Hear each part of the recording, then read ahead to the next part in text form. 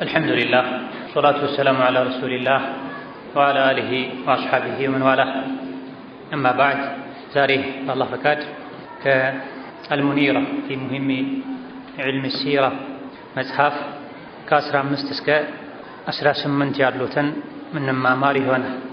ባለፈው ሳምንት ትምህርታችን የነቢዩን ዓለይሂ ሰላቱ ወሰላም ነቢይነት፣ የመካ ቆይታቸውን፣ የመዲና ቆይታቸውን፣ መካ ላይ ምን ሲያስተምሩ እንደቆዩ፣ ጂሃድ መች እንደተደነገገና ምን ያክል ጂሃዶችን በራሳቸው መሪነት እንዳካሄዱ አይተናል። ከዛ በመቀጠል አዝዋጁሁ ባዕደ ኸዲጅን 10 አዝዋጁሁ የነቢዩ ሰላቱ ወሰላም ባለቤቶች ባዕደ ኸዲጅን ከኸዲጃ በኋላ ያገቧቸው 10 ናቸው። ሰውደቱ ثم عائشة المطهرة የመጀመሪያዋ ሰውዳ ናት። ከኸዲጃ በኋላ ነቢ ያገቡት የመጀመሪያ ሚስታቸው ሰውዳ ናት። ثم عائشة المطهرة ከዛም ንጹህ የሆነችዋ ንጽህናዋን አላህ የመሰከረላት የሆነችው አይሻ ናት። ፈሐፍሰቱን ከዛም ሐፍሳ ናት። ዘይነቡ ከዛም ዘይነብ ናት። ኡሙ ሰለማ ከዛም ኡሙ ሰለማ ናት። ወቢንቱ ጃሕሽን ቢንቱ ጃሕሽ ምትባልም ሚስት አለቻቸው። ዘይነቡል ሙከረመህ ስሟ ዘይነብ የሆነች አልሙከረመህ ከሌሎች ባለቤታቸው ለየት ያለ የክብር ማዕረግ ያላት። ምንድን ነው ለየት የሚያደርጋት? ተመልሰን ስናብራራ የምናየው ይሆናል። ثم ابنة الحارث ከዛም ቀጣይ ባለቤታቸው የሐሪስ ልጅ ናት። ዚ ጁወይሪያ እቺ ደግሞ ጁወይሪያ ነው ስሟ። ኡሙ ሐቢበቲን እንደዚሁ ኡሙ ሐቢባ ምትባል ባለቤትም ነበረቻቸው። ወረምለቱን ሂያ ኡሙ ሐቢባ ማለት እሷ ረምላ ናት። ኡሙ ሐቢባ በመባል ትታወቃለች። ስሟ ረምላ ነው። ሶፊየቱን ሶፊያ ምትባልም ነበረቻቸው። መይሙነቱን መይሙና ምትባልም ባለቤት ነበረቻቸው። ወልጃሚዐ እነዚህም በሙሉ አንድ የሚያደርጋቸው ሚን ነስሊ ኢስማዒላ ኢለ ታሲዕ የነቢን ባለቤቶች በሙሉ አሁን የተዘረዘሩት አንድ የሚያደርጋቸው ነገር አለ። ጃሚዓ ይባላል። ይሄ ምንድን ነው? ሚን ነስሊ ኢስማዒላ የኢስማዒል ዝርያ መሆናቸው ነው፣ የዓረብ ዘር መሆናቸው ነው አንድ የሚያደርጋቸው። ኢለ ታሲዓ ዘጠነኛዋ ስትቀር፣ ዘጠነኛዋ ማለት ሶፊያ ማለት ነው። ሶፊያ የዓረብ ዘር አይደለች፣ የያዕቁብ ዘር ናት። የነ ሙሳ የሃሩን ቤተሰብ ናት። እዘን በእነዚህ ስንኞች ዛሬ በአላህ ፈቃድ የምንማማረው የነቢዩን ዓለይሂ ሰላቱ ወሰላም ባለቤቶች ቁጥር የስም ዝርዝር ይሆናል። ይሄን ማወቅ ለምን አስፈለገ ከተባለ ስለሚያስፈልግ ነው። ሙሂሚ ዒልሚ ሲራ ውስጥ የተካተተው ወሳኝ የሚባሉ የሲራ ነጥቦች ውስጥ የተካተተው የነቢዩን ባለቤቶች ስም ዝርዝር ማንነት ማወቅ አስፈላጊ ስለሆነ ነቢዩን ከወደደን እስከነ ቤተሰቦቻቸው ነው መውደድ ያለብን። የነቢያችን ሰለላሁ ዐለይሂ ወሰለም ቤተሰቦች አህለል በይት በመባል ይታወቃል። አህለል በይትን ደግሞ አላህ ተባረከ ወተዓላ ወዷቸዋል፣ አጥርቷቸዋል፣ አጽድቷቸዋል።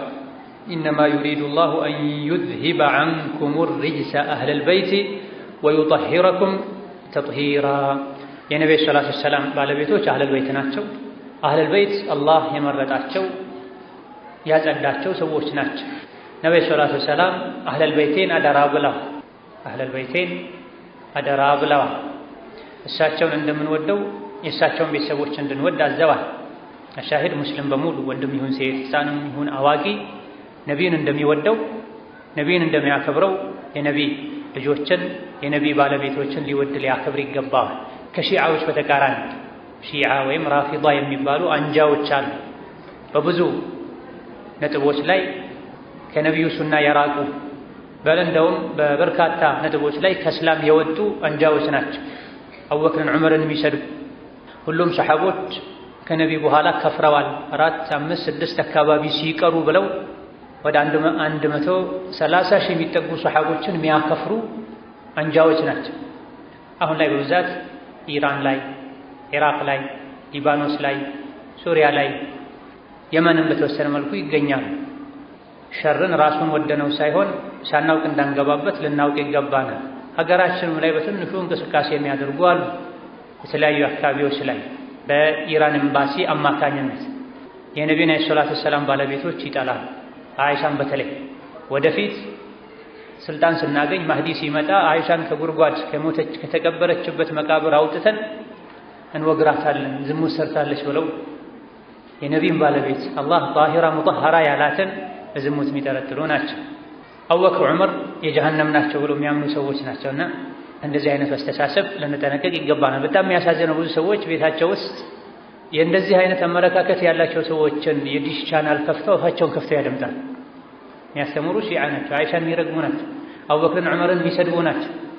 ከመሆኑም ጋር ጥምጣም ስለጠመጠመ ብቻ ቃለ ረሱሉላህ ስላሉ ብቻ የእነሱን ቻናል የሚከታተሉ ሰዎች አቂዳችንን ከቁርአን ከሐዲስ ልንወስድ ጥንቃቄ ልናደርግ ይገባናል። አሻሂድ አህለ ሱና ወልጀማዓ ትክክለኛ የነቢይ መንገድ ተከታይ የሆኑ ሰዎች ነቢይን ይወዳሉ፣ ባለቤቶቻቸውንም ይወዳሉ። ነቢይን ወዶ ባለቤቶቻቸውን ከነቢይ መለየት በእጅ አዙር ነቢይን መጥላት ነው፣ ክብራቸውን መንካት ነው። ለእሳቸው ከማይመጥኑ ሴቶች ጋር አብሮ ይኖሩ ነበር ማለት ነው። ሶሐቦችን መንካት፣ የነቢይን ባለቤቶች መንካት፣ የነቢይን ክብር መንካት። አንድ ሰው ሙሉ ነው ጥሩ ነው ከተባለ ጓደኞቹ ሙሉና ጥሩ ነው የሚሆኑት። ጥሩና ሙሉ ካልሆኑ ጓደኞቹን ትቷቸው ይሄዳል። ሰው ከመሰሉ ጋር ነው የሚውለው። የሆነ ባህሪ ካላገናኘው አንድ ሰው ችግር ካለበት ሰው ጋር አብሮ አይቆይም፣ አብሮ አይዘልቅም። ይመክራል፣ ያስተምራል። እምቢ ካለ ዞር ይላል። ኢዳ ነብዩ ሰለላሁ ዐለይሂ ወሰለም ከነዚህ ባለቤቶቻቸው ጋር ከሱሐቦቻቸው ከአቡበክር ከዑመር ከዑስማን ጋር አብረው ኖረዋል። ችግር ካለባቸው ነብዩ ሰለላሁ ዐለይሂ ወሰለም ለምን አላራቋቸው? ለምን አራቋቸው? አላገለሏቸው? ለምን አልፈቷቸው? ከነዚህ ሚስቶቻቸው ውስጥ ሁለቱ ነቢ በህይወት ያሉ ቀድሞ ሞተዋል። 9 በነቢ ስር ያሉ ነብዩ ሰለላሁ ዐለይሂ ወሰለም ሞተዋል። እስከዛች ቅጽበት ድረስ ከነቢ ጋር ሰለላሁ ዐለይሂ ወሰለም ቤተሰብ ሆነው ኖረዋል። ሙናፊቅም አልነበሩ፣ ሺዓዎች እንደሚሉት ካፊሮችም አልነበሩ። የነብዩ ሰለላሁ ዐለይሂ ወሰለም የጀነት ሚስቶችም ናቸው። ከነዚህ መሃል አንዷ የሆነችውን ሐፍሳን የሆነ ጊዜ ላይ ነቢ ፈታዋት ነው። ወዲያውኑ ጅብሪል መጥቶ ሐፍሳን መልሰህ የትዳር አጋርህ ባለቤት አድርጋት፣ እሷ ጾም የምታበዛ የሌሊት ሶላት የምታበዛ ናት፣ ጀነትም ላይ ባለቤትህ ናት ብሏቸው ከፈቷት በኋላ መልሰው ሁሉም የነቢ ባለቤቶች ጀነት ላይ ከነቢ ጋር ናቸው። ለዚህም ነው ከማ ذكر في أسباب النزول አንዱ ነብዩ ሰለላሁ ዐለይሂ ወሰለም ሲሞቱ አይሻን እኔ አገባለሁ አላሉ።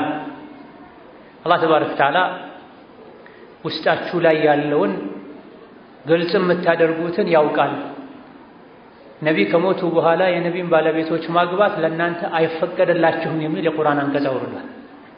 ሁሉም የነቢ ባለቤቶች ለኛ እናት ናቸው። እናቶቻችንን እንደምንወደው እንደምናከብረው ስለ እናቶቻችን ታሪክ ማወቅ እንደምንፈልገው ስለ ነቢ ባለቤቶች ታሪክ ልናውቅ ይገባል። አነቢዩ አውላ ቢልሙእሚኒነ ምን አንፉሲሂም ወአዝዋጁሁ ኡመሃቱሁም ተብሎ ነብዩ ሰለላሁ ዐለይሂ ወሰለም ለአማኞች ለሙስሊሞች ከነፍሳቸው በላይ ናቸው። እኛ ለነፍሳችን ከምንሆነው በላይ ከምናስበው በላይ ነቢ ለኛ ያስባል። አነቢዩ አውላ ቢልሙእሚኒነ ሚን አንፉሲሂም ከነፍሳችን በላይ ለኛ ያስባሉ። እኛም ከነፍሳችን በላይ ልንወዳቸው ልናከብራቸው የእሳቸውን ትእዛዝ ከነፍሳችን ፍላጎት ልናስቀድም ይገባል። ወአዝዋጁሁ ባለቤቶቻቸው ደግሞ የነቢ ኡመሃቱሁም የአማኞች እናት ናቸው። አንዱ ችግር ያለበት አይሻ እናቴ አይደለችም ሲል ሰሙት። ለአይሻ ተነገራቸው። አዎ እውነት ነው የተናገረው፣ እኔ የሙእምኖች እንጂ የሙናፊቆች እናት አይደለሁም ብላ። የተለያዩ ሰሐቦች የነቢ ባለቤቶችን በእድሜ በብዙ እጥፍ የሚያንሷቸው እንኳን ከመሆናቸው ጋር ያ ኡመል ሙእሚኒን ያ ኡመና እያሉ ያናግሩ ነበር። የነቢ ባለቤቶች በሙሉ ለአማኞች እናት ናቸው።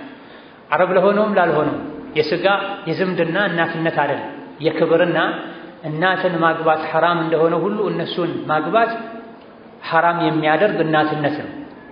እናትነቱ ከመነካካት ከመሳሳም የሥጋ አይደለም። እነማ አንድ የአክብሮት እናትነት፣ ሁለት ማግባትን ሐራም የሚያደርግ እናትነት። ለዚህም ነው ነብዩ ሰለላሁ ዐለይሂ ወሰለም ከሞቱ በኋላ ማናቸውም አላገቡ። እድሜያቸው ልጅ የሆኑ ሁሉ ነበሩ። ነቢ ሲሞቱ አስራዎች ቤት የነበሩ ነበሩ። ከዛ በኋላ ለረጅም ዓመታት ለ40 ዓመታት ለ30 ዓመታት የቆዩ አሉ ሳያገቡ። ስለዚህ የነብዩ ሰለላሁ ዐለይሂ ወሰለም ባለቤቶች ማወቅ በዚህ ደረጃ አስፈላጊ ከመሆኑ አንፃር ሙሂም ዒልም ሲራ ላይ ተዳስሷል። አዝዋጁሁ ባዕደ ኸዲጅን 10 ያለፈው ደርስ መጨረሻ ላይ ኸዲጃ የነቢዩ ሰላቱ ወሰላም የንግድ አጋር እንደሆኑ አማናቸውን ታማኝነታቸውን ባዩ ጊዜ የነቢን ኸዲጃ ነቢን ለትዳር ጠይቀው እንዳገቧቸው ከነቢ በፊት ኸዲጃን ብዙ ሰው ለትዳር ይፈልጋቸው እንደነበረ እምቢ እንዳሉ ነቢን ግን ራሳቸው ፈልገው ያውም ሰፊ የዕድሜ ልዩነት ከመኖሩ ጋር ኸዲጃ በጥፍ ማለት በሚቻልበት መልኩ ከነቢ የሚበልጡ ከመሆኑ ጋር ተጋብተዋል። ከዛ በኋላ ለ25 ዓመት ገደማ አብረው ኖረዋል። ኸዲጃን ሲያገቡ የነቢ ዕድሜ 25 ነበር፣ የኸዲጃ 40 ነው ተቅሪበን። ከዛ በኋላ ለ25 ዓመት ገደማ አብረው ኖረዋል። ሌላ ሚስት ሳያገቡ የመጀመሪያ ባለቤታቸው ኸዲጃ ናት። ባዕደ ኸዲጅን 10 ከኸዲጃ በኋላ 10 ሚስቶች ነበሯቸዋ። ይሄ የነቢ ኻስያ የነቢ መለያ የሚባሉ ለእሳቸው ብቻ የተፈቀዱ፣ በሌላ በኩል ደግሞ እሳቸው ላይ ብቻ ግዴታ የተደረጉ ለእሳቸው የተከለከሉ ነገሮች አሉ። ለምሳሌ የሌሊት ሶላት መስገድ እሳቸው ላይ ግዴታ ነበር። ሌሊት ላይ ተነስቶ ከፈርዱ በተጨማሪ ሱና መስገድ ግዴታ ነው። የሰደቃ ምግብ መብላት ለእሳቸው ሐራምና ክልክል ነበር። ከዚህ አንዳንዱ እሳቸው ላይ ጫን የሚል ነው ማለት ነው። በተቃራኒው ደግሞ ለእሳቸው የተግራሩ የተፈቀዱ ነገሮች ነበሩ። ተኝተውም ቢሆን ተነስተው ያለ ውዱእ መስገድ ይችሉ ነበር። ለእሳቸው ለሌላ ሰው መተኛት ውዱእ ያፈርሳል። መተኛቱ ብቻ ነው ውዱእ የሚያፈርሰው ወይስ መተኛት የውዱእ መፍረስ ምክንያት ነው? ይሄ በፊቅህ ሊቃውንት ዘንድ የሚታወቅ የሚዳሰስ ጉዳይ ነው። ነቢይ ግን እስኪያንኮራፉ ሁሉ ተኝተው ተነስተው ዝም ብለው ይሰግዱ ነበር። ለነቢያት መተኛት ውዱእ አያፈርስም ማለት ነው። ወከዛሊክ ለእሳቸው ከ4 በላይ ማግባት ተፈቅዷል። ከእሳቸው ውጭ ይላሉ ወንዶች ከ4 በላይ አይቻልም። ከ1 በላይ የሚቻለው መስፈርቱ ከተሟላ ነው። ማስተዳደር የሚችሉበት አቅም ካለው፣ አድል ፍትሃዊ ሆኖ ሁለቱንም ያሉት ባለቤቶቹ በሙሉ በፍትህ ማስተዳደር የሚችል ከሆነ፣ እነዚህ መስፈርቶች ካልተሟሉ አይቻልም። ለነቢይ ግን ሰላቱ ሰላም ከዚህ በላይ ከ4 በላይ ተፈቅዷል። ይህም በምክንያት ነው። ከጊዜ በኋላ ግን ለእሳቸውም ገደብ ተደርጓል።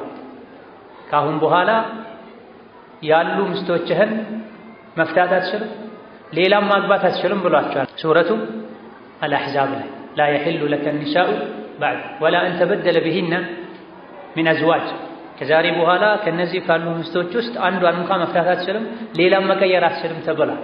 እስከዛ ጊዜ ድረስ ምክንያት ነበረው ማለት ነው። አላህ ራሱ የዳራቸው አለች። ወደፊት ምና ይሆናል አባት ሳይኖር ወንድም ሳይኖር ቀጥታ ሰላም አለይኩም ብለው ገብተው ባለቤቷ የሆኑ ነበረች። አላህ ድሮኝ ነው ብለው ዘይነቡል ሙከረማ የተባለው ለዚህ። ከዚህ ነቢይ ያገቡት የፈቱት እንዲሁ ለስጋዊ ፍላጎት ብሎ ሰዎች ዱንያ ላይ እንደሚያደርጉት ለማድረግ ብሎ አይደለም፣ በዋህይ ነው ያደረጉት ማለት ነው። የተለያዩ ምክንያቶች ነበሩት፣ ዓላማዎች ነበሩት። አንዳንዱን ታሪካቸውን በተራ ተራ ስናነሳ ምነግራቸው ይሆናል።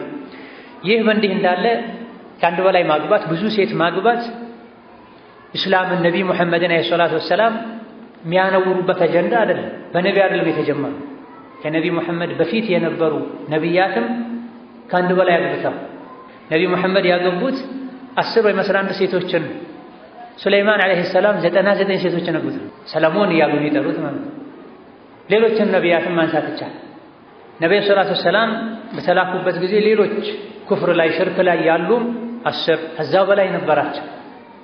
አንዱ ሰልሞ መጥቶ 9 ሚስት አለኝ ባላቸው ጊዜ 4 ነው የሚቻለው፣ ሌሎችን ፍታ ብለውታል።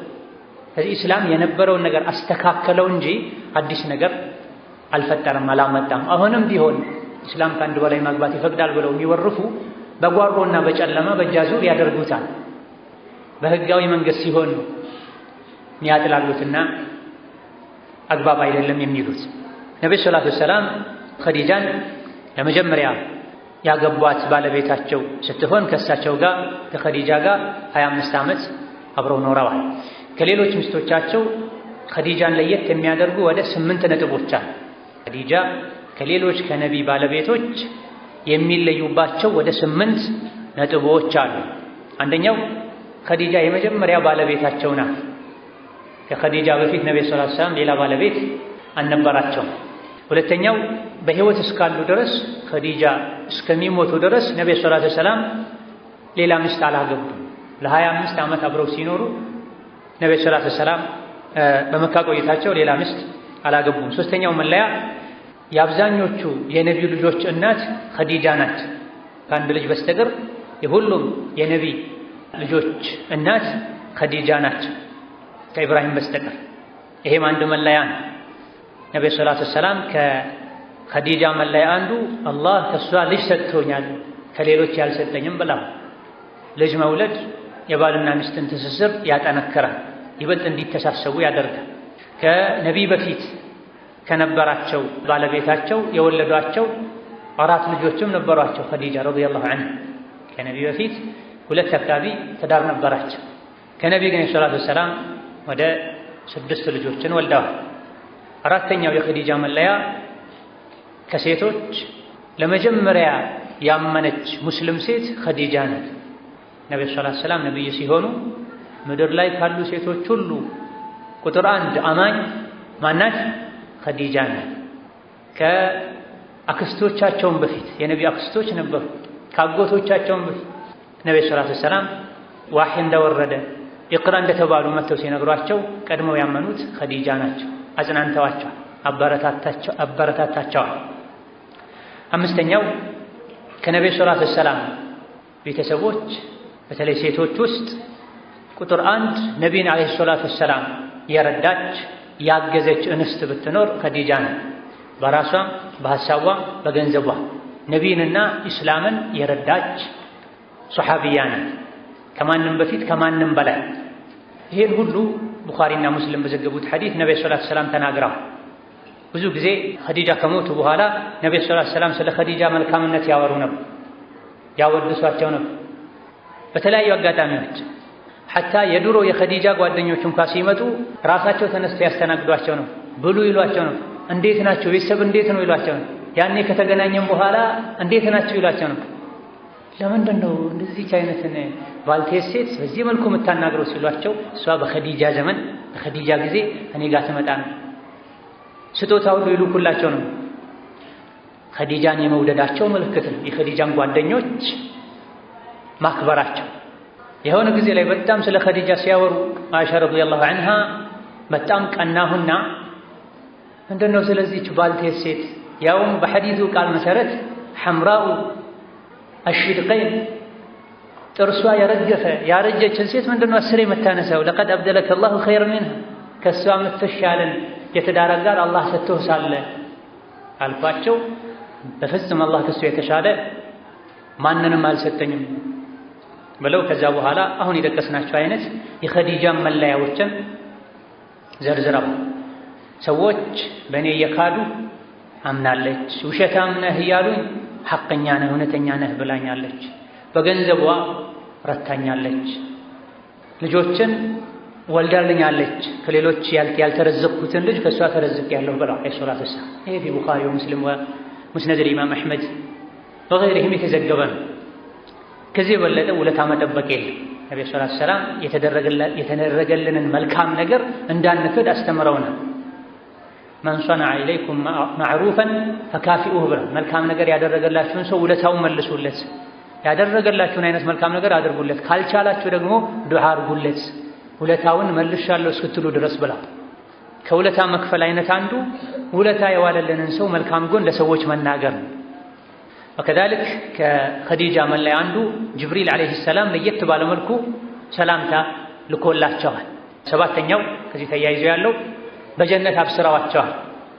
ጀነት ላይ ጫጫታ የሌለበት ለየት ያለ ከጀነት ሸምበቆ የተሰራ ቤት እንደተዘጋጀላትም ንገራት ተብሏል። እነዚህ ስድስተኛና ሰባተኛው በአንድ ሐዲስ ነው የተነገሩት። ኸዲጃ ወደ ነቢዩ ምግብ ይዘው የሄዱ ነበር። ጅብሪል ቀድሞ ወደ ነቢይ ሄዶ ነሆ ኸዲጃ እየመጣች ነው፣ ስትመጣ ሰላምታ ንገርልኝ፣ ጅብሪል ሰላም አለይኩም ብሎሻል በላት፣ ጀነት ላይም ድካም፣ ህመም፣ ጫጫታ የሌለበት ከሸምበቆ የተሰራ ቤት እንደተዘጋጀላት ንገራት ብላ። ለምንድን ነው ጩኸት የሌለበት ድካም የሌለበት የጀነት ቤት ከሸምበቆ የተሰራ የጀነት ቤት ተዘጋጅቶላታል የተባለው? ድካም ጩኸት ለምን ተጠቀሰ ከተባለ ነቢይን ስላላደከመች ነው ተብሎ። ብዙ ጊዜ ባልና ሚስት አብረው ሲኖሩ ሊጋጩ ሊጣሉ አንዱ ሌላኛውን ሊያደክም ይችላል። ወከዛሊክ ላ ሰኸበ ፊህ ጩኸት የሌለበት ተብሏል። ባልና ሚስት ብዙ ጊዜ ሊጫጫሁ ይችላል። ነቢ ላይ ሰላም ጮኸ አታውቅም። ነቢም ሰው ላይ አይጮህም አለይሂ ሰላቱ ወሰላም። አንድ ቀን ነቢ ሰለላሁ ዐለይሂ ወሰለም በእጃቸው ሴትም ይሁን ሰራተኛ መተው አያውቁም ተብሎ የረሱል ሰለላሁ ዐለይሂ ወሰለም ሲራ ሲጠና እንደው ታሪኩን ብቻ አይደለም ሰምተን የምንሄደው፣ አብረን የምንማራቸው ነገሮች አሉ። የነቢ ወዳጅ የሆነ ከነቢ ጋር ሰለላሁ ዐለይሂ ወሰለም ጀነት መገናኘት የሚፈልግ እዚህ ዱንያ ላይ ከሁሉም የሰው ልጆች ጋር ያለው ሙዓመላ ግንኙነት የእሳቸውን መምሰል አለው። ባለቤቶቻቸውን አያስቸግሩም ነበር። ልጅም ይሁን ሰራተኛ ሚስት አይመቱም ነበር። አይሻ ናት ረዲየላሁ ዐንሃ በፍጹም የነቢይ እጅ ሴትን ለመምታት ተነስቶ አያውቅም። ፊ ሰቢልላህ ጂሃድ ሲያደርጉ ብቻ ነበር ተብሏል። ታዲያ እንዴት ብለህ ወንድምህ ላይ ቦክስ ትሰነዝራለህ? እንዴት ብለህ እህትህ ላይ ቦክስ ትሰነዝራለህ? እህትስ እንዴት እህቷን ትመታለች? የነቢይን ሲራ ስንማር የነቢይን አጠቃላይ አኽላቅ አሕዋል አውቀን እንድንላበስ ነው ይህ የሚነገረን። አዝዋጁሁ ባዕደ ኸዲጅን ነው የሚለው። ይሄ ለግጥሙ ተብሎ ነው ሃው ወይም ታ የተጣለ ባዕደ ኸዲጀትን ነበር፣ ከኸዲጃ በኋላ ነበር። ይሄ ተርኺም ይባላል በአረብኛ ወይም በበላጋ የእውቀት ዘርፍ ስያሜ መሰረት። ተርኺም ማለት ማቅለል ማለት ነው። ሙናዳ ላይ ነው በመሰረቱ የሚታወቀው። ነገር ግን ግጥም ላይ ተጃውዘን ቤቱን ወዝኑን ለመጠበቅ በማለት ይጠቀሙታል እንጂ ኸዲጃህ ለማለት ነው። ነብዩ ሰለላሁ ዐለይሂ ወሰለም ባለቤቶቻቸውን በዚህ መልኩ ስማቸውን ያሳጠሩ ያቆላመጡ ይጠሩ ነበር። አይሻን ያ አኢሹ ይሉ ነበር። ያ ሁመይራ አንቺ ቀዮ ያሉ የሚጠሩ ነበር። ከሰባት ሰማይ በላይ ወጥተው ከመምጣታቸው አለይሂ ሰላቱ ወሰላም መላእክት ተመላልሰው ወርደው የሚያናግሯቸው ከመሆናቸው ጋር የነቢያት ሁሉ አለቃ ከመሆናቸው ጋር ከቤተሰብ ጋር እንደዚህ ለስላሳ ቅርብ ነበሩ። ሐሰንና ሁሰይንን እንደ ፈረስ ተንበርክከው ላያቸው ላይ ወጥተው እንዲጋልቧቸው ይፈቅዱ ነበር። ፈረሱ እንዴት ነው ይሏቸው ነበር። ዞር ብለው ፈረሳቸው እንዴት ነው ይሏቸው። ሶላት የሰገዱ ህፃናት ላያቸው ላይ ሲወጡ ስጁዱን ያረዝሙ ነበር። ንግግር ያደረጉ ህፃናት ሲገቡ ንግግሩን አቋርጠው ከሚንበር ወርደው ህፃናትን ታቅፈው ይወጡ ነበር። ይሄን የነቢይን ሲራ ታሪክ ያወቀ ከልጆቹ ጋር በአማረ መልኩ መኖር ይችላል። ስራ ፈተው አይደለም። እንደ ነቢይ ትልቅ ስራ የሰራ ማንም የለም። ከምንም ጋር ግን ለልጆቻቸው ለቤተሰቦቻቸው በቂ ጊዜ ይሰጡ ነበር። ይሄን ልጆች ከወላጆቻቸው ጋር፣ ወላጆች ከልጆቻቸው ጋር፣ ባልና ሚስት እርስ በርሳቸው ሊጠቀሙት ይገባል። አርአያችን ናቸው እነዚህ ነገሮች የሚዘረዘሩት። በሁሉም የህይወት መስክ ላይ እሳቸው ያደረጉትን እናደርግ ዘንድ ነው። ህይወት የሚያምረው የሚጣፍጠው ሰላም የሚገኘው በዚህ መሰረት ከሱና ስንወጣ ነው።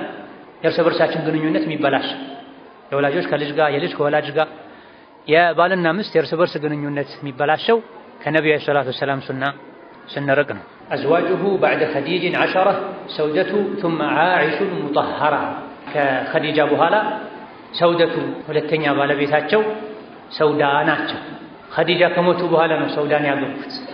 ሴቶች ናቸው ነቢይን ገፋፍተው እንዲያገቡ ያደረጓቸው። ከዛ በኋላ ተመሳሳይ በሆነ ጊዜ ነው ሰውዳንም አይሻንም ያጩላቸው። ነብዩ ሰለላሁ ዐለይሂ ወሰለም ያገቧትን ሴት ሰውዳንም አይሻንም ሌሎች ሴቶች ናቸው ሄደው ያጩላቸው። ሰውዳ ቢንቱ ዘምዓ ትባላለች። የመጀመሪያ ባለቤቷ አሰክራን ኢብኑ ዐምር ይባል ነበር። ከሱ ወደ 5 ልጆችን ወልዳ ነበር። አባቷም ወንድሟም ካፈሮች ነበሩ። በተለይ ወንድሟ ሲበዛ ነቢይን የሚጠላ ሰው ነበር። ነቢይን አዳም ያረግ ሰው ነበር። እስላምን ሙስሊሞችን የሚጠላ ሰው ነበር። ከጎኗ የሚሆን ሰው አልነበረም። ነብዩ ሰለላሁ ዐለይሂ ወሰለም አገቧት። ሲያገቧት ዕድሜዋ 55 ነበር። የነቢይ ደግሞ ሰለላሁ ዐለይሂ ወሰለም 50 አካባቢ ነው። በ5 ዓመት ትበልጣቸዋለች ማለት በ5 ዓመት የምትበልጣቸውን 5 ልጆች ያሏትን ጥሩ አማቾች የሌሏትን ቤተሰቦች የሌሏትን ሴት እንዴት ያገባሉ? እሷን መርዳት ፈልገው። አባቷ ካፍር ነበር፣ እድሜው በጣም የገፋ።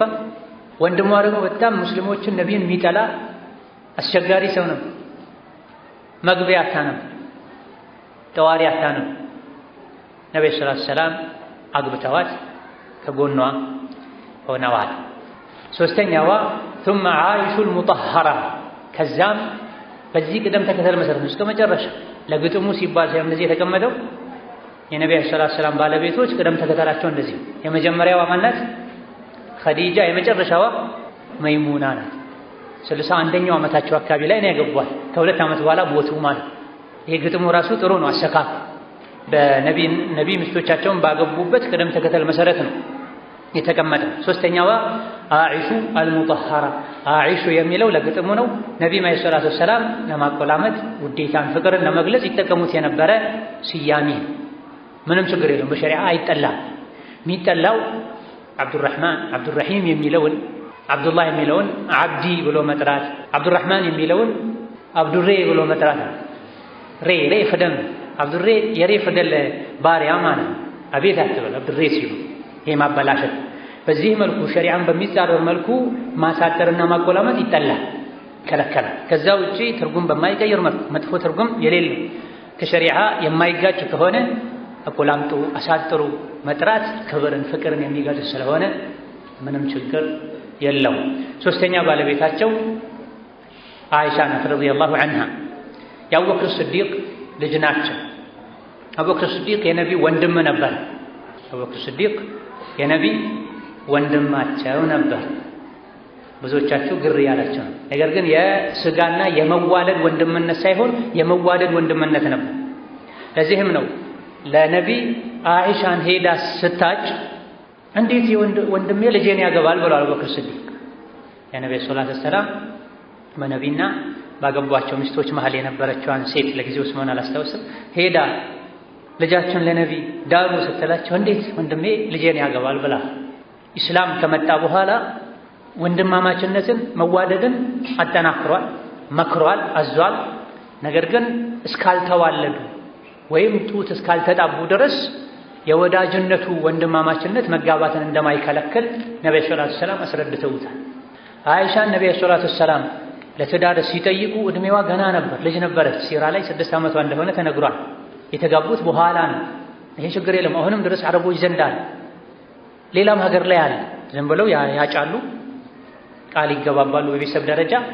ወደ ቤቷ ገብታ ከባሏ ጋር መኖር የምትጀምረው ለአቅመ ትዳር ለአቅመ ሔዋን ስትደርስ የትዳርን ጣጣ መወጣት፣ ቤትን መምራት፣ ማስተዳደር ትችላለች የሚባልበት እድሜ ላይ ስትደርስ። እንዴት በ6 ዓመቷ ተጠየቀች? ሲራ ከተማርክ ብዥታው ይወገደልሃል። በሆነ ባልሆነው ነቢይን ማጠልሸት የሚፈልጉ ሰዎች ሴራ ውድቅ እንደሆነ ታውቃል። ከነቢይ በፊት ሌላ ሰው አጭቷት ነበር አይሻ። ከነቢይ በፊት አይሻ ለሌላ ሰው ታጭተው ነው። ነገር ግን አቡበክርና ቤተሰቦቻቸው ሲሰልሙ አቡበክር ሆይ ተበላሽተሃል፣ አንተ እምነትህን ቀይረሃል፣ ለልጄ አጭቼ የነበረችውን ልጅህን አፍርሻለሁ ትቻለሁ ብሎ አቡበክር ስዲቅ ጨንቋቸው ነው። ነብዩ ሰለላሁ ዐለይሂ ወሰለም አይሻን እንደጠየቁ ሲሰሙ ጠራራ ፀሐይ ላይ ተነስተው ወደሱ ቤት ሄደው ነው። ምክንያቱም ቃል ጠራራ ፀሐይ ላይ ሄደው ቤቱ ሲገቡ ገና እንዳገኛቸው ነው። አንተ የአቡ ቁሓፋ ልጅ ሆይ ተበላሽተሃል፣ አንተ እምነትህን ቀይረሃል፣ ያኒ ሙስሊም ሆነሃል ማለታቸው። የሰለመን ሰው ተበላሽቷል፣ ሰባኤሉ ነው። ስለዚህ ትቻለሁ፣ ልጄ አያገባም። አቡበክር ስዲቅ ደስታውን አልቻሉት። ቃል ማፍረስ አልፈለጉም ነበር። ነገር ግን አላህ ከሰማይ ስራውን ሰርቷል። ነብዩ ሰለላሁ ዐለይሂ ወሰለም በህልማቸው አይሻን አግብተው አይተዋል። አላህ ያሳይቷቸዋል። ይህም በሶሒህ ሐዲስ ተነግሯል።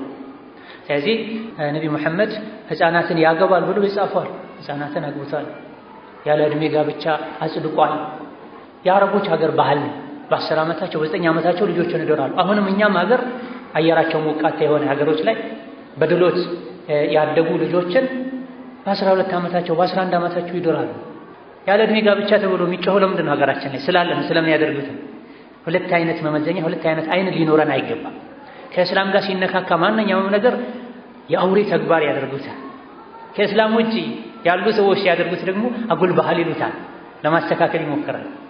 አይሻ ረዲየላሁ ዐንሃ የተወለዱት መካ ነው። መካ በዓለማችን በከፍተኛ ሙቀት ከሚታወቁ ሀገሮች መሃል አንዷ ናት።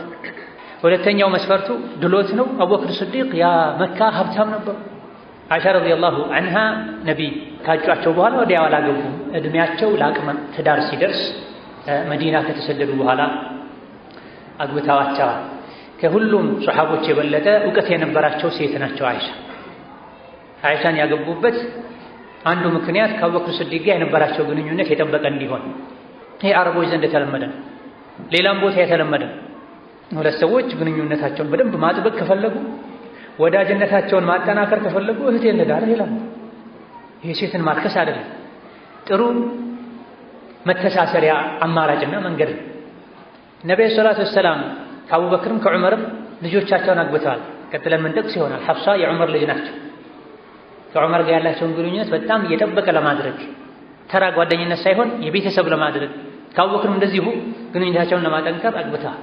በበኩላቸው ደግሞ አቡበክርም ዑመርም ሙከራ አድርገው ነው ከነቢዩ ጋር ሰለላሁ ዐለይሂ ወሰለም በራሳቸው በኩል ለመዛመድ አማችነት ለመፍጠር ኢማሙ ነሳኢ ሌሎች የዘገቡት ሐዲስ አቡበክርና ዑመር ፋጢማን ላግባ ብለው ጠይቀው ነው ነብዩ ሰለላሁ ዐለይሂ ወሰለም ኢነሃ ሰጊራ ያሉ መልሰዋቸው ሕፃን ናት እሷ ልጅ ናት የመጨረሻ ልጃቸው ናት አላ ኺላፊን ፊ ሃዳ በይነ አህሊ ልዕልም ከሴቶች የመጨረሻ ልጃቸው ናት። ኋላ ላይ ዓሊ ብን አቢ ጣሊብ ጠይቆ ለዓሊ ድረዋል።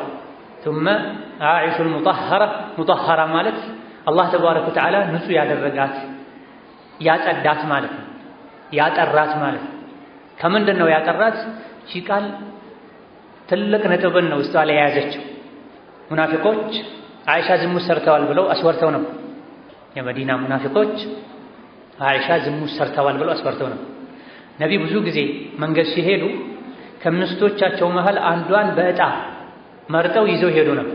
በተለያዩ ጂሃዶች ነገሮች ሲሄዱ ከባለቤቶቻቸው መሃል አንዳንዴም ሁለት ይዘው ይሄዱ ነው።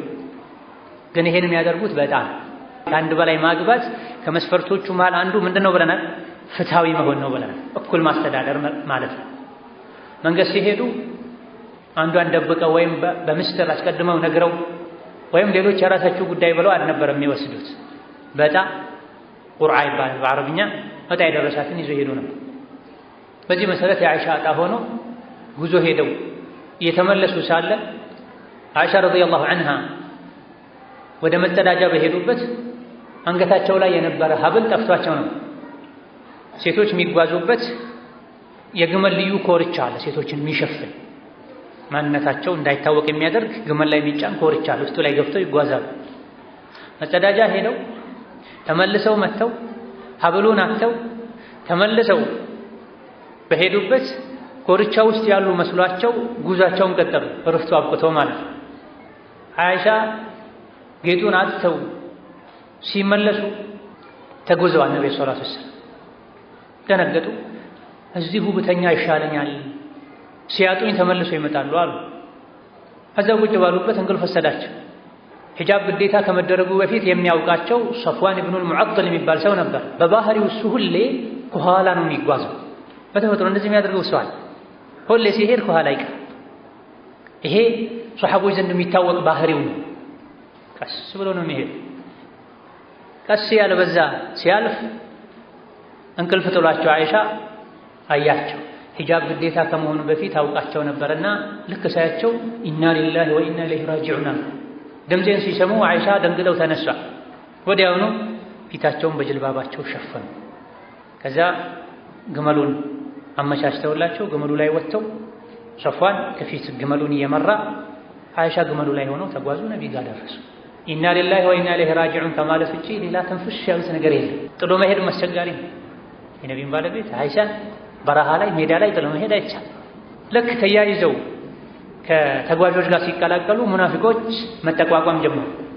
ኡማውን የሚበትነው ኡማውን የሚከፋፈለው ሙናፊቅ ነው። ሁሌ ሰዎች በሰላም እንዳይኖሩ፣ እንዳይተሳሰቡ፣ እንዳይረዳዱ የሚያደርግ ሙናፊቅ ሸይጣን ነው የሚፈስርልን፣ ሸይጣን ነው የሚያሳይ፣ ሸይጣን ነው የሚያሰሙ።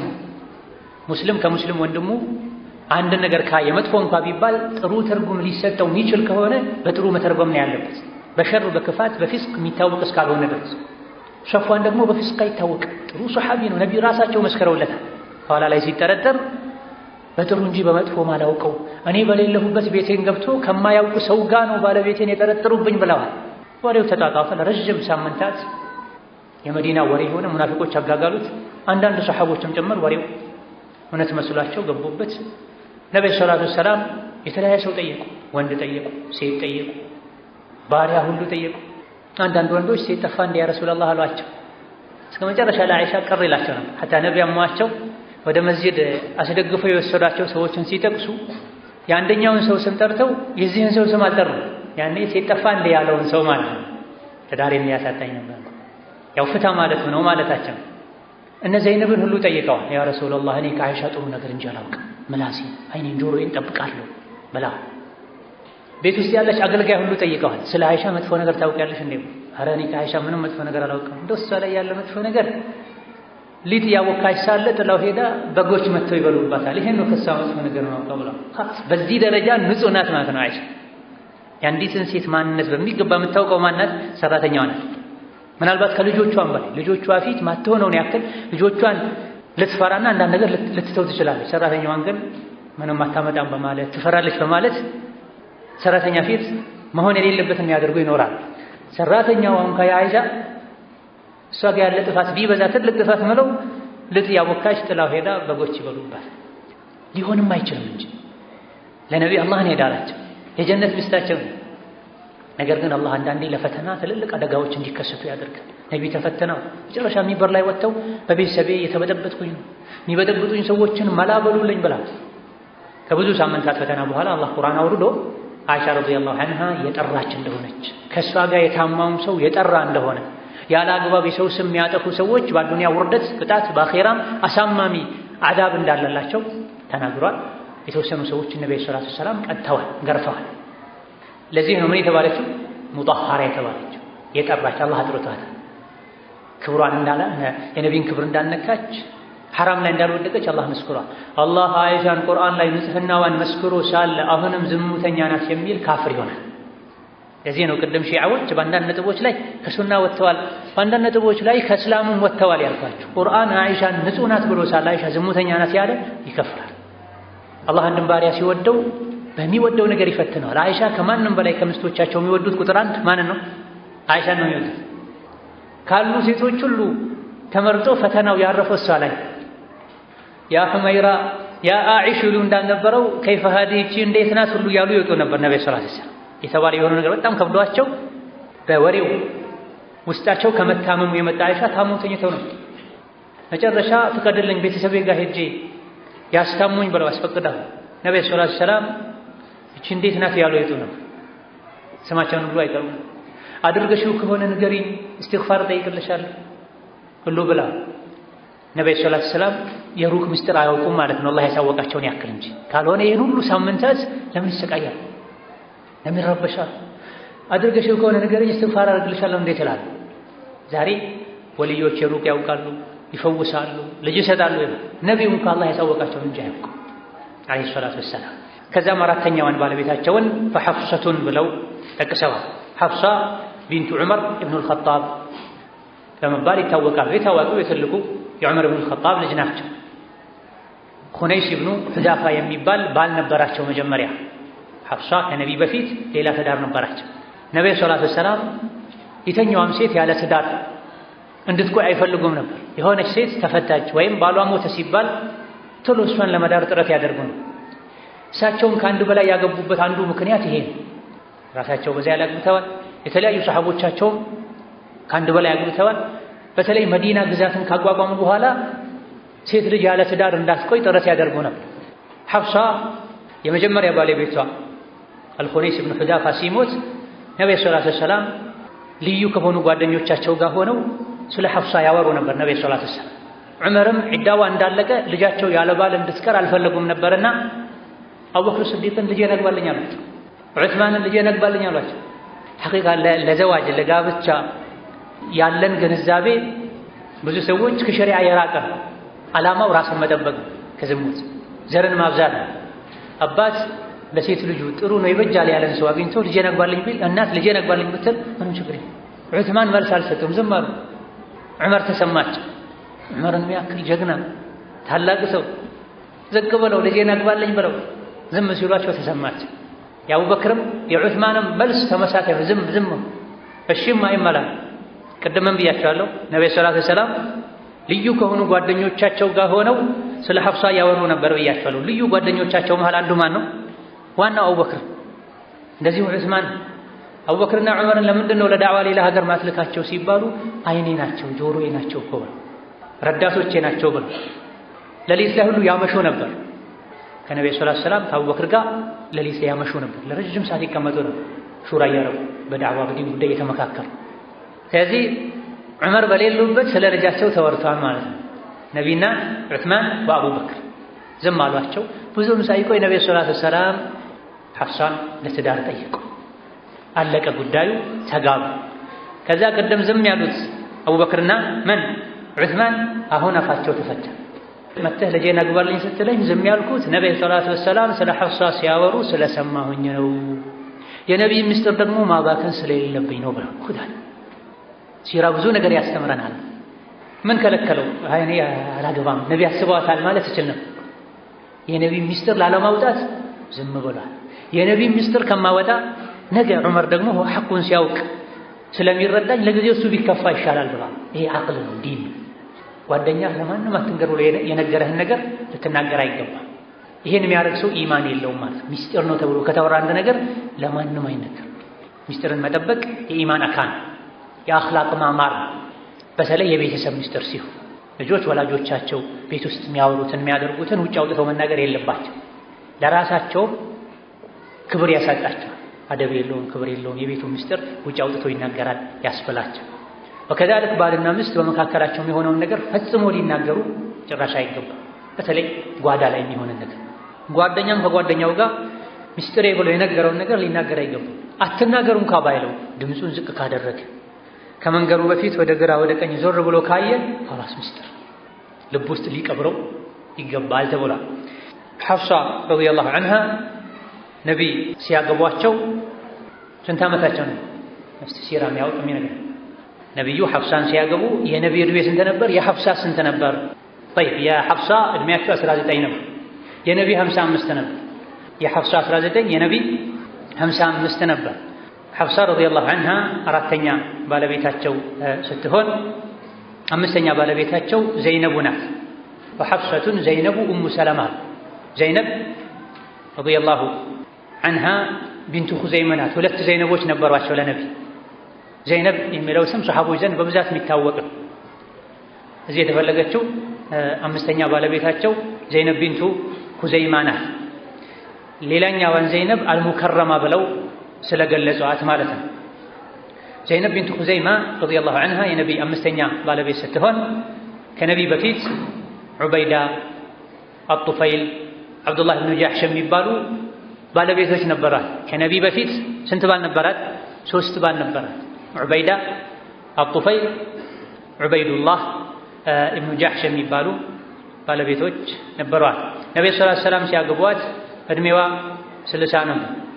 ትልቅ እናት ነበረች። ባልቴት ሴት ነበረች ተቅሪብ። የነቢዩ እድሜ ደግሞ 56 ነበር። ለምንድን ነው ነቢይ የሚያገቡት? እንደዚህ አይነት ሴቶችን ካሉበት ችግር ለማውጣት ለመደገፍ። 6ኛ የነቢይ ባለቤት ኡሙ ሰለማ ናት። የኡሙ ሰለማ ስም ሂንድ ቢንቱ አቢ ኡመያ ትባላለች። የኡሙ ሰለማ ስም ሂንድ ቢንት አቢ ኡመያ ትባላለች። ብዙ ጊዜ ሐዲስ ላይ ኡሙ ሰለማ በሚል ብቻ ነው ስማቸው የሚታወቀው። ኡሙ ሰለማም በእድሜ በጣም ትልቅ ነበሩ። ከነቢይ ባለቤቶች ሁሉ ከነቢይ በተጋቡ ጊዜ ትልቅ እድሜ የነበራቸው ኡሙ ሰለማ ናቸው። 65 ዓመታቸው ነበር ነቢይ ሲያገቧቸው። ስለዚህ የነቢዩ ሰለላሁ ዐለይሂ ወሰለም ከአንድ በላይ 10 11 ሴቶችን የማግባት ዓላማ እንዲሁ ብዙ ጊዜ ወንድ ሲያገባ የሚታሰብና የሚፈለገው ዓላማ ብቻ አልነበረም። ዋናው እሱ አይደለም ማለት ነው። ብቸኛ ልጃገረድ ሴት ያገቡት አይሻን ብቻ። ከዛ ውጭ ያሉት በሙሉ ያገቡ አጎቴ የፈቱ ባላቸው የሞተባቸው እድሜያቸው በጣም የገፋ። ኡሙ ሰለማ የቲሞች ነበሯት። ወደ 4 ወይም 5 ልጆች ነበሯት ከሌላ ባል። እነዚህ የቲሞችን ማሳደግ ፈልገው ዑመር ኢብኑ አቢ ሰለማ የሚባል ሱሐቢ አለ ከአቡ ሁረይራ ከሌሎችም ሐዲስ የሚያስተላልፍ አንተ ልጅ ሆይ ቢስሚላህ ብለህ ብላ አጠገብህ ካለው ብላ ያሉትን ይሄን ልጅ እዛ ቤት ገብተው የቲሞችን አሳድገዋል። ከነቢዩ ሰለላሁ ዐለይሂ ወሰለም ተምረው ከትልልቅ ሰሐቦች ተምረው እስከ ዛሬ ቡኻሪ ላይ፣ ሙስሊም ላይ፣ አቡ ዳውድ ላይ የሚታወቁ ሐዲሶችን አስተላልፈዋል። ዑመር ኢብኑ አቢ ሰለማ የኡሙ ሰለማ ልጅ ነቢዩ ሰለላሁ ዐለይሂ ወሰለም የእንጀራ አባት ሆነው ማለት ነው። ስለዚህ ኡሙ ሰለማን በዚህ እድሜያቸው ያገቡት ኡሙ ሰለማ የ65 ዓመት ነቢይ የ57 ዓመት እድሜ ባለጸጋዎች ሆነው የተጋቡት ለዚህና ለመሰል ዓላማን። ኡሙ ሰለማ ባለቤቷ ሲሞት ክፉኛ አዝነው ነበር። ነቢዩ ሰለላሁ ዐለይሂ ወሰለም ኢና ሊላሂ ወኢና ኢለይሂ ራጂዑን በይ አንድ ሰው ሙሲባ ደርሶበት ኢና ሊላሂ ወኢና ኢለይሂ ራጂዑን አላሁመ አጅርኒ ፊ ሙሲበቲ ወኽሉፍ ሊ ኸይረን ሚንሃ ካለ በአደጋው በሙሲባው ካጣው የተሻለን ጸጋ አላህ ይሰጠዋል ብለዋት ነበር። ኡሙ ሰለማ ባለቤታቸው አቡ ሰለማ ሞተ። በጣም አዘኑ። ነብዩ ሰለላሁ ዐለይሂ ወሰለም ሊያጽናኗቸው ሄደው ኢና ሊላሂ ወኢና ኢለይሂ ራጂዑን፣ አላህ ሆይ በደረሰብኝ ሙሲባ ምንዳ ስጠኝ፣ ካጣሁት የተሻለ ነገርም ተካለኝ ብለሽ ዱዓ አድርጊ፣ ይሄን ያለ ሰው አላህ ካጣው የተሻለን ይሰጠዋል ብለዋት ነው። ኢና ሊላሂ ወኢና ኢለይሂ ራጂዑን አረጉት፣ ሁሉም የሚያምንበት ነው። ነገር ግን አላህ ሆይ ካጣሁት የተሻለ ስጠኝ አለለም። ከአቡ ሰለማ የተሻለ ባል በጭራሽ የለማ፣ ግን ነቢይ ስላዘዙኝ ላድርገው አሉ። አደረጉት። ብዙም ሳይቆዩ ነብዩ ሰለላሁ ዐለይሂ ወሰለም የኡሙ ሰለማን ቤት አንኳኩተው የነብዩ ሰለላሁ ዐለይሂ ወሰለም ባለቤት አደረጓቸው። ከነቢይ የሚሻል ማንም የለም። የኔ ባል ምድር ላይ አቻ የለም እንኳ ቢባል ነቢይን አይደርስም፣ ማለት ረገሳቸው ጋር አይደርስም። ከዛ ተወያዩ። ያ ረሱላህ እኔ በጣም ቅናታም ሴት ነኝ አለቻቸው። ልጆችም አሉብኝ አለቻቸው። ልጆችሽ ልጆቼ ናቸው፣ ቅናቱን ዱዓ አደርጋለሁ አላህ ያስተካክለዋል ብለዋል። ሲራ ፊቅህም ጭምር ያስተምረናል፣ ስለ ቤተሰብም ያስተምረናል፣ ስለ የሰዎች ስለ ስነ ልቦና አህዋል ሁኔታም ጭምር ያስተምረናል። ልጆችሽ ልጆቼ ናቸው አሳድጋለሁ፣ ገይራውን ደግሞ ቅናቱን ዱዓ አደርጋለሁ አላህ ያስተካክለዋል አላቸው። ተደረገ ዱዓ። ኡሙ ሰለማ ከዛ በኋላ ነቢ ሲያገቡ ራሳቸው ነበር ደግሰው የሚድሯቸው። ነቢ መጀመሪያ የፈሩት ቅናት ተስተካክሎ ማለት ነው። ነቢ ሌላ ሴት ሲያገቡ ኡሙ ሰለማ እየደገሱ ነበር፣ አስተናጋጅ ሆነው ነበር ቆመው የሚያስተናግዱት። ገይራው ከልክ ቢያልፍ ያን የተሰጋው ገይራ ቅናት ቢኖር ይሄ አይሆንም ነው። የነብዩ ሰለላሁ ዐለይሂ ወሰለም የቤተሰብ ሁኔታ አንድ ራሱን የቻለ መድረሳ ነው፣ ለብቻው ሊጠና የሚገባው ከልጅ አስተዳደግ አንጻር፣ ከባልና ሚስት ህይወትና አኗኗር አንጻር ትልቅ ራሱን የቻለ ሰፊ ርዕስ ነው። طيب ሰባተኛ የነቢ ባለቤት ወቢንቱ ጃሕሽን ዘይነቡል ሙከረማ። ቀጣይ ባለቤታቸው ቢንቱ ጃሕሽ ናታ። ማን ነው ስሟ ካልክ ዘይነብ አልሙከረማ ናት። ዘይነብ ቢንቱ ጃሕሽ ትባላለች። ሙከረማ ናት፣ የተከበረችዋ። ቅድም እንደነገርኳችሁ በሰሓቦች ዘንድ ብዙ ዘይነቦች ነበሩ። ነቢ ቤት ውስጥም ሁለት ዘይነቦች ስለነበሩ እችኛዋን ዘይነብ ቢንቱ ጃሕሽ አልሙከረማ ብለዋል። ባለቤቷ ዘይድ ብኑ ሓሪታ ነበር። እሷ በጣም መልከ መልካም ሴት ነበረች። የትልቅ ቤተሰብ አባል ነበረች። ዘይድ ደግሞ አስሉ ባሪያ ነበር። ተዋደው ተፈላልቀው መኖር አልቻሉም። ዘይድ በተደጋጋሚ የመጣ ለነቢ ነገራቸው ነው፣ አልተግባባንም፣ አልተመጣጠንም። ዘይድ ደግሞ ለነቢ የጉዲፈቻ ልጃቸውን ታገስ ያዝ ባለቤትህን ይሉት ነው። አላህ ግን ይሁን ነገር አሳውቋቸው ነው። የጉዲፈቻ ስርዓት ሊሰረዝ ነው። የጉዲፈቻ ስርዓትን ማስቀረቱን መተግበር የምትጀምረው አንተ ነህ። ዘይድ ሚስቱን ዘይነብን ይፈታታል፣ ከዛም አንተ ታገባታለህ ተብሎ ተነግሯቸው ይህ ፍርድ ከሰማይ መጥቷል። ምድር ላይ ደግሞ የዘይነብና የዘይድ አለመግባባት በጣም እየተካረረ ነው። የነብይ የመጣ ይነግራቸዋል። አምሲክ ዐለይከ ዘውጀክ አምሲክ ዐለይከ ዘውጀክ፣ ሚስትህን ያዝ ቻል ይሉታል። ወቱኽፊ ፊ ነፍሲከ መላሁ ሙብዲህ፣ ውስጥህ ላይ ተደብቃለህ ነገ አላህ ይፋ የሚያደርገውን ነገር። ወተኽሸ ናስ፣ ሰውን ትፈራለህ። ሰው ምንለኛል የጉዲፈቻ ልጄን ልጅ ላገባ ነው እያልክ ትጨነቃለህ። ወላሁ አሐቁ አን ተኽሻህ፣ የሰው ጉዳይ ያስጨንቅህ፣ የአላህ ጉዳይ ነው ሊያስጨንቅህ የሚገባ። ዘይድ መጨረሻ ሰዓቱ ሲደርስ ፈታት፣ አልተግባቡም። ፈኢምሳኩን ቢማዕሩፊን አው ተስሪሑን ቢኢሕሳን፣ በአግባቡ በፍቅር በክብር መያዝ ነው። ካልሆነሳ በክብር መሸኘት ነው። መፍታት በእኛ ሸሪዓ ሐራም አይደለም፣ ያለ ምክንያት ከሆነ ጉዳት የሚያስከትል ከሆነ አላህ የምትፈራ ቤቷን በክብር የምትይዝ ልጆቿን ሰብስባ የምታሳድግ ቀጥ ያለ ትዳር ህይወት የምትፈታን ሴት ያለ ምንም ምክንያት እንዲሁ ጠግቦ ተነስቶ ፈትቼሻለሁ ቢል ይሄ ሐራም ወንጀል። ልጆችን ይበትናል፣ እሷን ቀልቧን ይሰብራል። ምክንያትም የለውም። ምክንያት ካለ ይፈቀዳል፣ ይወደዳል። አንዳንዴ ግዴታም ይሆናል። ሶላት አልሰግድም ካለች ወይም ባል አልሰግድም ካለ መፍታት ግዴታ ይሆንበታል። እሷ ካልሰገደች እሱ ማይሰግድ ከሆነ አልፈታም ካላት ሸሪዓ ፍርድ ኒካሁ ራሱ ይወርዳል። ሶላት ካቆመ ቀጥ አድርጎ ሶላት ካቆመ ኒካህ አይኖርም፣ ፈስኽ ይሆናል። እንደዚህ አይነት ምክንያቶች ካሉ እንጂ ዝም ተብሎ አይፈታም። ነገር ግን አብሮ መኖሩ ለሁለቱም ጉዳት ከሆነ ስቃይ ከሆነ በአንዳንድ የክርስትና መድሀቦች እንደሚባለው ፈጽሞ መፍታት አይቻልም አይባልም። ክርስትና መድሀብ አለ። ወደ 23,000 አንጃዎች አሉ ክርስቲያን ውስጥ። ሙስሊሞች ተባሉ ወሃቢያ፣ ሶፊያ፣ ምንያ ሆኑ ይለሃል። የእነሱን ግን አይነግሩም። ወደ 23000 ምኖች አሉ፣ ግሩፖች አሉ፣ አካሄዶች አሉ፣ ቡድኖች አሉ። ከዛም በላይ ይደርሳል። አንዱ ሌላኛውን ያከፍራል። አንዱ ያረደውን አንዱ አይበላም። በጭራሽ መንግስተ ሰማይ አይገባም ብሎ አንዱ ሌላኛውን ይኮንናል። በዚህ መልኩ ካሉ ብዙ የክርስትና ጎዳናዎች መሃል በአንዱ ካገቡ በኋላ መፍታት አይቻልም።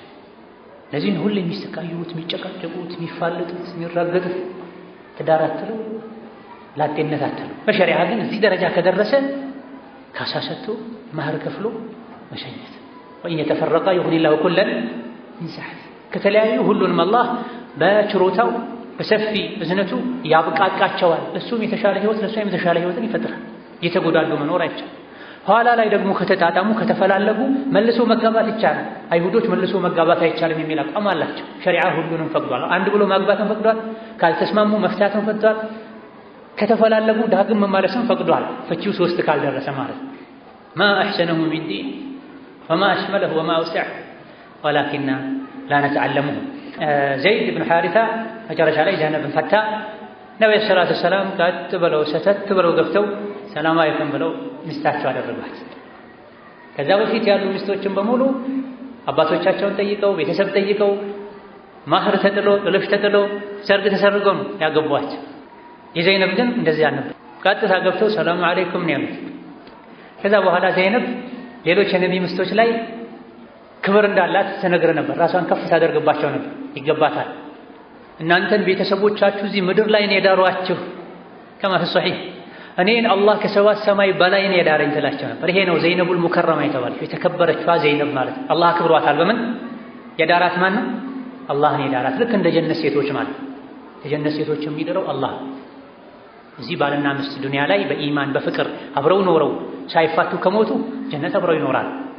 እዚህ ግን ዱንያ ላይ ያላገባ አኺራ ላይ አላህ ነው ይመርጥልህ፣ አላህ ነው የሚያገናኝ። ስለዚህ ሳያገቡ የሞቱ ሳይነጀሱ ኢማን አኽላቅን አደብን ይዘው የሞቱ ከዱንያ የተሻለ በአላህ ምርጫ የተወሰነላቸው ትዳር ይኖራቸዋል ማለት ነው። አቡ ደርዳ ረዲየላሁ ዐንሁ አርዳህ ከባለቤታቸው ከኡሙ ደርዳ ጋር በጣም ይዋደዱ ነው። እዚህ ዱንያ ላይ ቤተሰቦቼን ጠይቀህ እንዳገባኸኝ ጀነትም ላይ ያንተ ምስት እንደሆን አላህን ጠይቀው አሏቸው።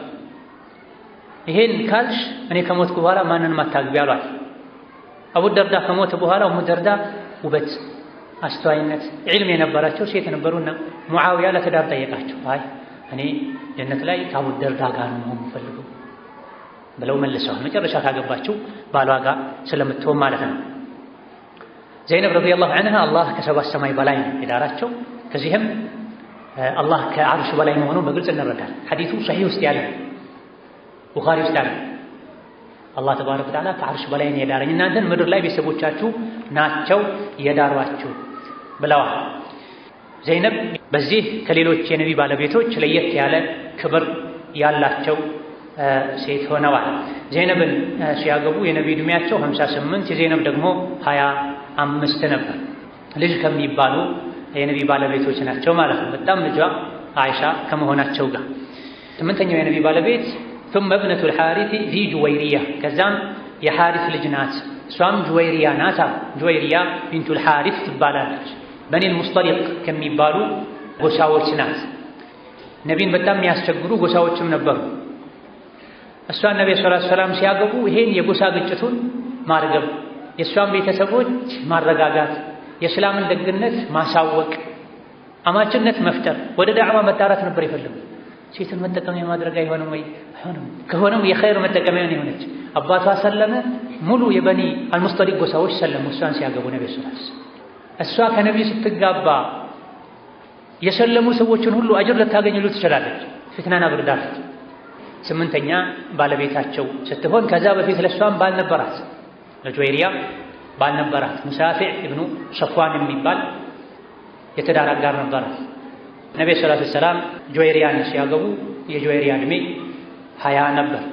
የነቢ ደግሞ 59 ነበር። 9ኛ ባለቤታቸው ኡሙ ሐቢባ ናት። ወረምለቱን ሂያሃል ኡሙ ሐቢባ ማለት ረምላ ነው ስሟ። ትክክለኛ ስሟ ረምላ ቢንቱ አቢ ሱፊያን ትባላለች። የአቡ ሱፊያን ልጅ የሙዓዊያ እህት ናት። ወደ ሐበሻ ተሰዳ ነበር። ዑበይዱላህ ኢብኑ ጀሕሽ የሚባል የትዳር አጋርም ነበራት። ነብዩ ሰለላሁ ዐለይሂ ወሰለም እሷን ሲያገቡ እድሜያቸው 59 እሷ 40 ነበር። ወደ ሐበሻ ወደ ኢትዮጵያ ከተሰደዱ ሴቶች ማለት አንዷ ናት። ሐበሻ ከመጡ በኋላ ባሏ ከፈረ፣ አላህ ይጠብቀን፣ ሙርተዶን። ከዛ ወዴት እንደምትሄድ ግራ ገባት። ወደ ቤተሰቦቿ ስትመለስ መካና አቡ ሱፊያን እያስቸገሩ፣ ሐበሻ ላይም ያለ ባሏ መቆየት ከበዳት። ይሄን የነብዩ ሰለላሁ ዐለይሂ ወሰለም ነጃሺ የሐበሻውን ንጉስ ወክለው ንካህ ሰርልኝ ብለው ነጃሺ መህር ሰጥተው ኃላፊዋ ሆነው ድረው ከብዙ ስጦታ ጋር ከሰራተኛ ጋር ወደ ነብይ ሸኝተዋል። አስረኛ ባለቤታቸው ሶፊያ ነው። ሶፊያ ቢንቱ ሁየይ ኢብኑ አኽጠብ ትባላለች። የእስራኤል ዝርያ ናት፣ አረብ አይደለችም። የያዕቁብ የነብዩላህ ያዕቁብ የሙሳ የሃሩን ዝርያ ናት። ከነቢይ በፊት ሁለት ባሎች ነበሯት። ሰላም ኢብኑ ሚሽከም የሚባል ባል ነበረ፣ እሱ ሞተ። ከዛ በኋላ ኪናና ኢብኑ ረቢዕ የሚባል ባል አግብታ ነበር። ከዛ በኋላ ጦር ሜዳ ላይ ተማርካ መታ ከተራ ሰዎች ጋር ሰራተኞች ጋር ተገኝታ ነብዩ ሰለላሁ ዐለይሂ ወሰለም ነፃ አውጥተዋት ከፈለግሽ ወደ ቤተሰቦችሽ ሂጂ ከፈለግሽ ላግባሽ ብለዋት ነቢይን መርጣለች። ሶፊያን አንዳንዴ በቅናት መንፈስ ሌሎች የነቢ ባለቤቶች ጥሩ ያልሆነ ነገር ይናገሯት ነበር። ቁመቷ አጠር ያለ ነበረች። እንደዚሁ ደግሞ እንደነሱም አረብ አልነበረችም። እነዚህ ነገሮች አንዳንዴ በቅናት መንፈስ ሴቶች የሚናገሩት ንግግር አለ። ኢማም ነወዊ እንዳሉት ተልክ ካላለፈና ሆን ብለው ካላደረጉት አያስጠይቅምም ጭምር ተፈጥሮ ነው። መጥፎ ካልተናገርሽ በሶፊያ ዙሪያ ቁመቷን አስመልክተሽ የተናገርሽው ንግግር የአዱንያ ባህሮች ላይ ጠብ ቢደረግ ያደፈረሰው ነበር ይበክለው ነበር ብለዋል ነብዩ ሰለላሁ ዐለይሂ ወሰለም። ግመል ላይ ስትወጣ ነብዩ ሰለላሁ ዐለይሂ ወሰለም አጠገቧ ሄደው ተንበርክከው ቁጭ ብለውላት የእሳቸውን የተከበረ ሰውነት ረግጣ ነበር ግመል ላይ የምትወጣ። ለባለቤታቸው ምን ይሆኑ ነበር? መወጣጫ ይሆኑ ነበር፣ ርካብ ይሆኑ ነበር ማለት የረሕመት ነብይ ናቸው። አንዳንዴ በተለያዩ ነገሮች በዚህ መልኩ የሚረብሽ ንግግር ሲናገሯት የሃሩን የሙሳ ቤተሰብ እኮ ነኝ በይሏት ነበር ነብዩ ሰለላሁ ዐለይሂ ወሰለም። በማዕና ሐዲስ ነብዩ መሐመድና ነብዩ ሙሳ በመካከላቸው ምን አለ ማለት ነው? ከወንድማማችነትም አልፎ አማችነት አለ ማለት ነው። ስለዚህ በፍቅህ እንቆቅልሽ ወይም በሲራ እንቆቅልሽ የነቢ አማች የሆነው ነቢ የነቢ መሐመድ አማች የሆነው ነቢ ማን ነው ብትባል መን ሁወ ሙሳና ሃሩን ናቸው ማለት ይቻላል። ነብዩ ሰለላሁ ዐለይሂ ወሰለም ሶፊያን ሲያገቡ የእሳቸው ዕድሜ 59 የሶፊያ 17 ነበር። ከ17 ዓመቷ በፊት ሁለት ጊዜ አግብታ ፈታ ነበር። ያኔ በጊዜ ነው የሚያገቡት የአረቦች እዛ አካባቢ የነበሩ ሰዎች ባህላቸው። 11ኛዋ መይሙና ናት፣ የመጨረሻዋ ሚስታቸው ናት። መይሙና ቢንቱ አልሐሪፍ ትባላለች። ከነብዩ ሰለላሁ ዐለይሂ ወሰለም በፊት ትዳር ነበራት። ነብዩ ሰለላሁ ዐለይሂ ወሰለም በ26 ዓመቷ እሳቸው 61 ዓመታቸው ሆኖ አግብተዋታል። የመጨረሻ ባለቤታቸው ናት። እነዚህ በጥቅሉ 11 የነቢ ባለቤቶች ናቸው። ከዚህ ውጭ ያሉ አንዳንድ ከነቢ ጋር ስማቸው የሚጠራ ሴቶች አሉ። ለምሳሌ ረይሃና ቢንቱ ዘይድ፣ ማሪያ አልቅብጥያ የሚባሉ አሉ። እነዚህ የነቢ ባለቤቶች አልነበሩ። ያኔ በነበረው ስርዓት መሰረት በባሪያነት በነቢ ስር ነበሩ። በባሪያነት በነቢ ስር ነበሩ። በትክክለኛው የባርነትን መስፈርት አሟልቶ ባሪያው ያደረገ ወንድ እንደ ሚስቱ ከእሷ ጋር መኖር ይችል ነበር። በዚህ መልኩ በባርነት በእሳቸው ስር የነበሩ ሁለት ሴቶች አሉ። ማንና ማን? ረይሃና ቢንቱ ዘይድ እና ማሪያ አልቅብጥያ ባለቤቶቻቸው አልነበሩም። በባሪያነት ግን ከእሳቸው ጋር አብረው ኖረዋል። ከማሪያ ኢብራሂምንም ወልደዋል። ከነዚህ ውስጥ ከ11 ሴቶች ውስጥ ሁለቱ ነቢ በህይወት ያሉ ሞተዋል። አንደኛዋ ኸዲጃ ናት፣ መካ ሞታለች ከነቢ በፊት። ሌላኛዋ ዘይነብ ቢንቱ ኹዘይማ ናት፣ መዲና ላይ ሞታለች። ነብዩ ሰለላሁ ዐለይሂ ወሰለም ሚስቶቻቸውን ከሁላቸውም ቀድማ የምትሞተው እጇ ረዥም የሆነችዋ ናት። ሁላቸው ነው አልገባቸው ነበር መጀመሪያ። አጥር ግድግዳ ወዳለበት ሄደው እጃቸውን ይለኩ ነበር የነቢ ባለቤቶች ማናት ረዥሟ እያ። ኋላ ላይ ግን ዘይነብ ሞተች። የእጅ ረዥምነት ማለት ይሄ የአካሉ ረዥምነት ሳይሆን የሰደቃ ረዥምነት እንደሆነ አወቁ። ዘይነብ ቢንቱ ኹዘይማ የእጅ ስራ ትሰራ ነበር፣ ገንዘብ ነበራት። ያገኘችውን ፊ ሰቢልላህ ወጪ ታደርግ ነበር፣ ታበላ ነበር፣ ታለብስ ነበር፣ ታጠጣ ነበር። ቀድማ ሞተች። እጇ ረዥም የሆነው ሲባል ምን እንደሆነ ገባቸው? የሰደቃ ረዥምነት እንደሆነ ገባቸው። ወልጃሚዓ እነዚህን ሁሉ ቢሰበስበው ሚን ነስሊ ኢስማዒላ ኢለ ታሲዓ የኢስማኤል ዝርያ መሆናቸው ነው አንድ የሚያደርጋቸው። ሁሉም አረቦች ናቸው። 9ኛዋ ስትቀር እሷ አረብ አይደለችም፣ የያዕቁብ የኢብራሂም ዝርያ ብትሆንም በያዕቁብ በኩል ነው። እሷም ሶፊያ ናት። አረብም ይሆኑ ከአረብ ውጪ ጨዋና ባሪያም ያልሆኑ ይሆኑ ባሪያ ኢማን ካላቸው አላህ ዘንድ እኩል ናቸው። ነብዩ ሰለላሁ ዐለይሂ ወሰለም አረብም አግብተዋል። እነ ኸዲጃ እነ ሐፍሳ እነ አይሻ አረብ ያልሆኑም አግብተዋል። እነ ሶፊያ ባሪያ የሆኑም ጭምር አብረው ኖረዋል ከነሱ ጋር። እነማን? ረይሃናና ማሪያ ማለት ሰውን አላህ ዘንድ ትልቅ የሚያደርገው ኢማኑ ነው። ነቢ እንደዚህ አይነት የዘረኝነት የጎሰኝነት በሽታ ችግር አልነበረባቸው። هذا الله تعالى أعلم. ዛሬ ደርሳችን እዚህ ያበቃል። ወሰላሙ አለይኩም ወረሕመቱላሂ ወበረካቱሁ።